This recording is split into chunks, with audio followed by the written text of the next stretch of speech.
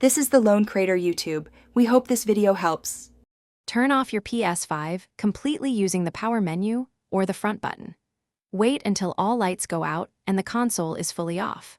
Press and hold the power button for about 7 seconds until you hear a second beep.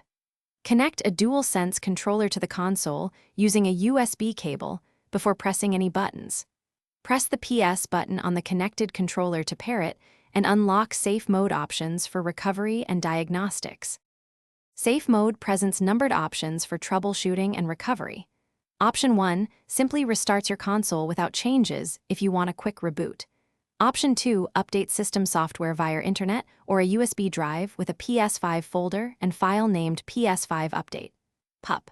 Option 3 restores default settings while keeping your data intact in most cases. Option 5 rebuilds the database to improve performance and fix corrupted files. Option 6 performs a full factory reset and deletes all user data and accounts.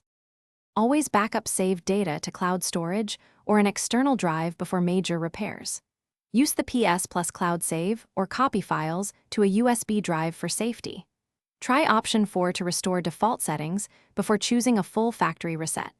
If rebuilding the database fails, consider reinstalling system software with a freshly downloaded PS5 update.